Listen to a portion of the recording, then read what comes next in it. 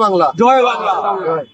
আজকে আমরা বাংলার মাটিতে কেন্দ্রীয় আধাসেনায় পশ্চিমবঙ্গ কোটার চাকরি যেগুলো পশ্চিমবঙ্গের ভূমিপুত্রদের পাওয়ার কথা, পশ্চিমবঙ্গ ডোমিসাইলের ছেলেমেয়েদের পাওয়ার কথা, সেগুলো ইউপি বিহারের ক্রিমিনালরা কিভাবে একটা সংগঠিত চক্র হিসেবে ফেক ডোমিসাইল ব্যবহার করে আমাদের বাঙালি ছেলেমেয়েদের থেকে, বাংলার ভূমিপুত্র ছেলেমেয়েদের থেকে নিয়ে নিচ্ছে, সেটা আমরা পুলিশের সজ্ঞানে আনার জন্য এই মুহূর্তে ইলেকট্রনিক কমপ্লেক্স থানা, যেটা কিনা বিধাননগর কমিশনারেটের আন্ডারে, যেটা কিনা পশ্চিমবঙ্গ পুলিশের আন্ডারে, সেখানে এসছি।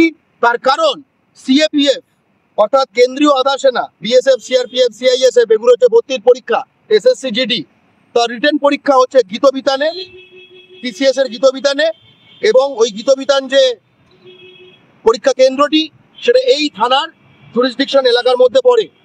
আমরা দেখেছি গত বছর ইউপি বিহারের হাজারো ক্রিমিনাল তারা এইভাবে পশ্চিমবঙ্গ কোটা যে সিআরপিএফ, সিআইএসএফ জবগুলো সেগুলো তারা দখল করেছিল, এবং একদম শেষে তাদের যখন মেডিকেল এক্সামিনেশন হচ্ছিল, অর্থাৎ রিটেন, ফিজিক্যাল মানে মাঠ এবং তারপরে মেডিকেল এক্সামিনেশন, এই শেষ ফেজে আপনারা দেখেছেন যে বাংলা পক্ষর সহযোদ্ধারা দুর্গাপুরে, মধ্যমগ্রামে, একাধিক জায়গায় একদম রাস্তায় নেমে এদের আটকেছে, এবং আমরা বিরাট একটি জাল ডোমিসাইল চক্র, এই ইউপি বিহারের ক্রিমিনালরা তারা টিটাগড়, জগদ্দল, ব্যারাকপুর, চন্দননগর, এইসব মহেশতলা, এইসব জায়গা থেকে চালাতো, সেগুলো আমরা জাল ডোমিসাইল চক্রটিকে ভেঙেছি অনেকটাই।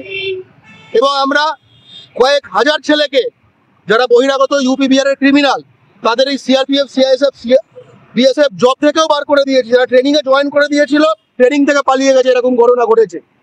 এটা ভারতের আভ্যন্তরীণ সুরক্ষার প্রশ্ন। বিএসএফ অর্থাৎ পশ্চিমবঙ্গ বাংলাদেশ বর্ডারে এমন একজন থাকবে যে একজন ক্রিমিনাল, যে জাল ডকুমেন্টস দিয়ে ঢুকেছে।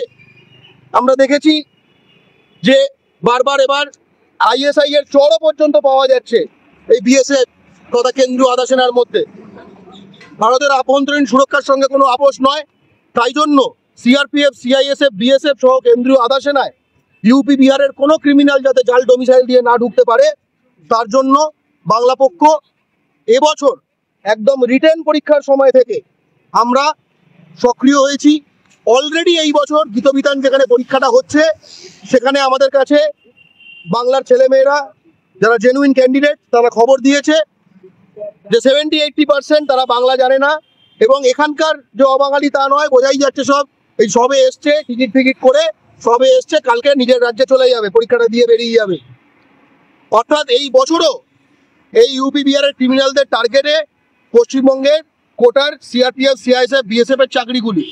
আমরা জানি যেহেতু এটা কেন্দ্রীয় গৃহমন্ত্রী, বাঙালিকে কাঙালি এবং উইপোকা বলা অমিত শাহর মিনিস্ট্রির আন্ডারে, আমরা জানি তথাকথিত যেগুলো বড় মিডিয়া, যেগুলো চ্যানেল খুলে দেখা যায়, সেগুলো এরা নিয়ে খবর করবে না।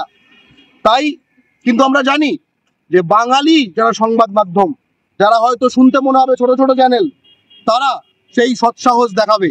কারণ আমরা জানি যে এই রিপাবলিক 24 ঘন্টা এদের কিন্তু সেই সৎসাহস নেই, যেটা বাঙালি মালিকানাধীন ওয়েব চ্যানেল, অনলাইন চ্যানেলগুলির রয়েছে। আমরা বারবারের প্রমাণ পেয়েছি।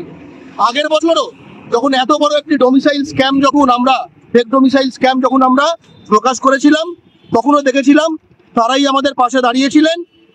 এবছর তাই আমরা স্পষ্টভাবে পশ্চিমবঙ্গ সরকারকে, পশ্চিমবঙ্গ পুলিশকে আমরা এই অভিযোগনামা আমরা জমা দিলাম।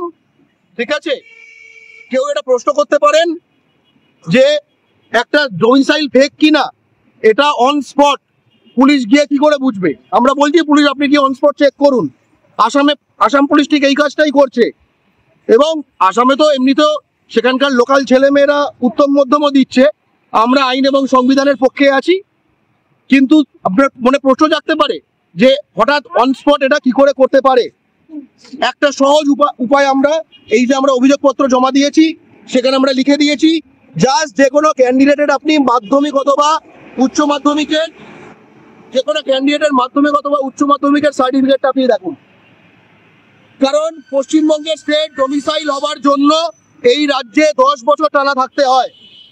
যে মাধ্যমিক দিয়েছে বিহার বা ইউপি থেকে বা যে উচ্চ মাধ্যমিক এইচএস ক্লাস 12 এর পরীক্ষা পাস করেছে বিহার বা ইউপির কোনো স্কুল থেকে, সে কিছুতেই সে কি করে 10 বছর কমপ্লিট করবে 22, 23, 24 বছর বয়সের মধ্যে? অর্থাৎ তার কাছে যদি কোনো পশ্চিমবঙ্গ ডোমিসাইলের কাগজও থাকে সেই কাগজ ভুয়ো। আমরা অর্থাৎ এই উভয় বাতলে দিয়েছি, আমরা অভিযোগপত্র জমা করেছি, আপনি দেখবেন এটি রিসিভ করে দেওয়া হয়েছে। এবং এই সময় আইসি সাহেব উনি ভেতরে ছিলেন না, আমরা সেকেন্ড অফিসারকে দিলাম, উনি বললেন যে উনি পুট আপ করবেন। আমরা বিধাননগর কমিশনারেটের এই কমিশনারেটকে এই কপিটা দিচ্ছি। আগেরবার এই বিধাননগর কমিশনারেট এরিয়ার আন্ডারে আপনারা মাথায় রাখবেন ইউপি বিহারের এই ক্রিমিনালরা আগেরবার যখন এখানে এসেছিল পরীক্ষা দিতে, তারা বুক ঠুকে বলেছিল আমি আরা থেকে, আমি ছাপড়া থেকে, মানে ওদের ভাষায় বলেছিল, এবং বাঙালি জাতির নারীদের বিচ্ছিরি গালাগাল করেছিল এইখানে ওপেন। তার কোনো কিন্তু এখনো এর ফলে কেউ কিন্তু সমাধান হয়নি। আমরা যে তখনও অভিযোগপত্র জমা দিয়েছিলাম, আমরা কিন্তু পুলিশের ওপর এই চাপটি বজায় রাখতে চাই। আমরা চাই না যে আমাদের গ্রাউন্ডে নেমে ওই গীতবিধান যেখানে পরীক্ষাটা হচ্ছে সেখানে আমাদের ছেলেরা চেকিং করতে শুরু করুক, কিন্তু যদি এই অভিযোগপত্র জমা দেওয়ার পরেও যদি চেকিং না হয় তাহলে বাংলা পক্ষ কিন্তু সেই অপ্রিয় কাজটি করতে বাধ্য হবে।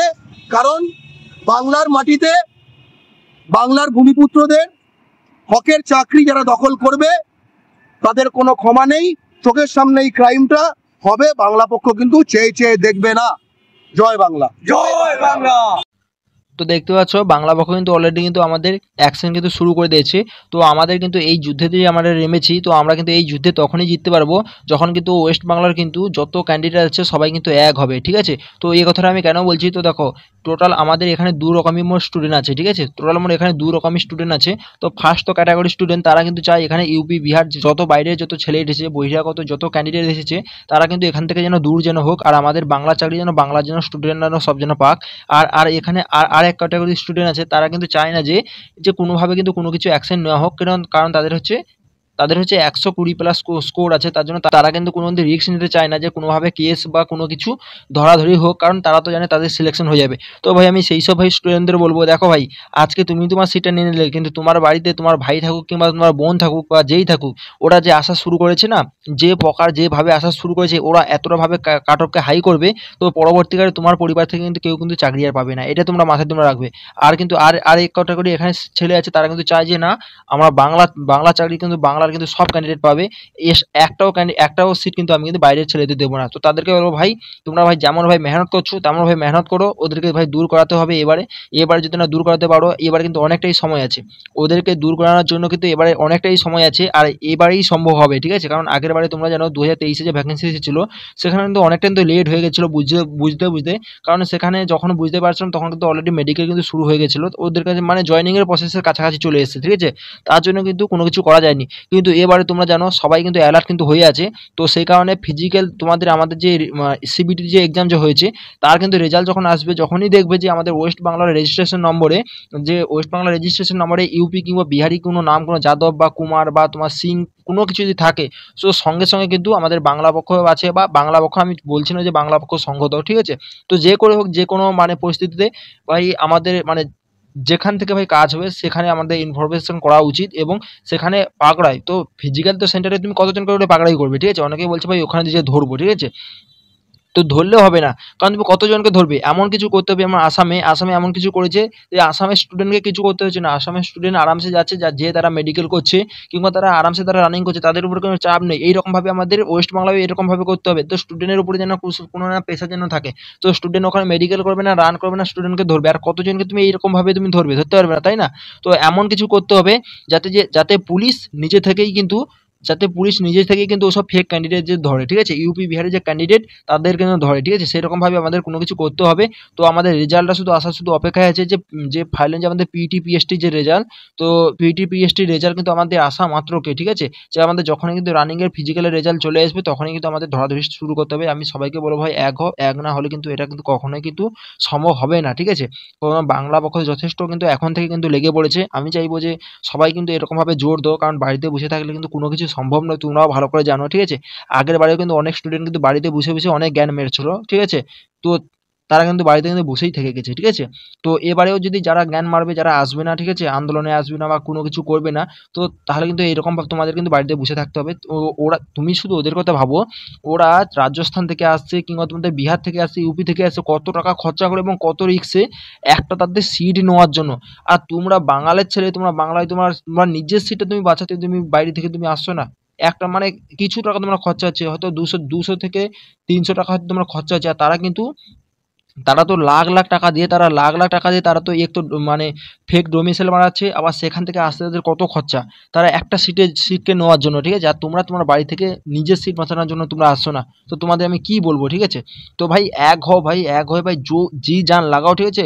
যেমন তোমরা এক্সামের জন্য তোমরা মেহনত করেছো, তেমন এই বিহারি ইউপিদের ফেক ক্যান্ডিডেটদের তাড়ানোর জন্য সেই রকম ভাবে এক হয়ে ভাই মেহনত করতে হবে, ঠিক আছে? সবাইকে এক হতে হবে ভাই। এখানে ভাই কোনো কি বলা যায়, কেউ ভালো পারে কেউ খারাপ পারে এসব নিয়ে কিছুই নয়, ঠিক আছে? আমার বাংলা চাকরি যেন বাংলা যেন সব ছেলে পায়, একটাও চাকরি না অন্য যেন কেউ যেন না যেন নিয়ে যেন যায়, ঠিক আছে?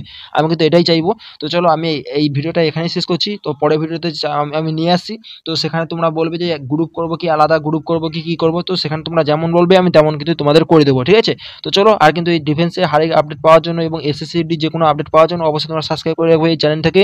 তো প্রতিটা কিন্তু আমি আপডেট দিয়ে থাকবো এবং কখন কি হচ্ছে কি রকম কি আপডেট আছে সবকিছু আমি দিয়ে থাকবো। তো চলো আজকে ভিডিওটা আমি এখানেই শেষ করছি, পরের ভিডিও দেখা হচ্ছে। জয় হিন্দ।